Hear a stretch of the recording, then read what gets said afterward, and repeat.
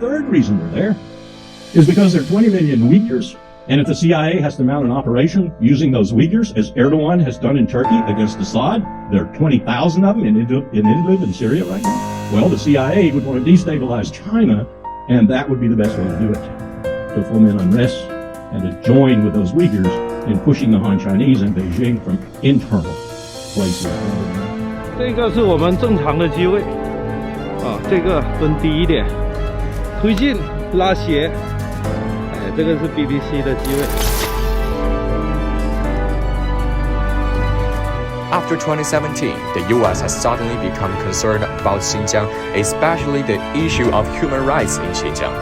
On the one hand, it claimed that the education and training centers in Xinjiang violated the human rights of Uyghurs, and issued the so-called Uyghur Human Rights Policy Act of 2020, continuously imposing sanctions on officials and institutions in Xinjiang. On the other hand, they slandered China for committing genocide, forced labor, and cultural genocide in Xinjiang, seriously violating the human rights of ethnic minorities, fabricating lies, demonizing and smearing China's Xinjiang. Under the guise of human rights, the U.S. has been fully attacking China's governance policies in Xinjiang, acting like a definer of human rights in Xinjiang. So, what is America really like, and what is the real purpose? 各族方群众纷纷表示，新疆当前正处于历史上最好的发展时期。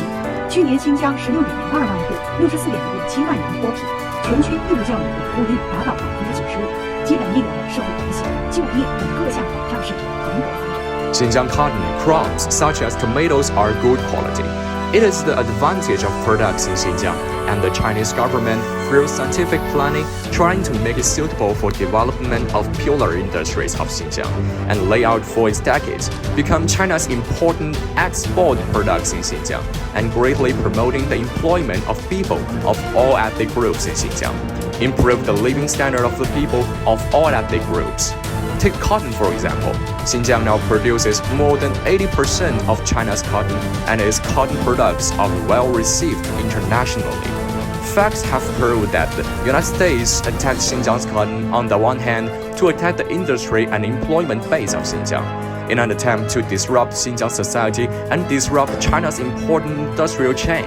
The other is to secure international markets for its own cotton.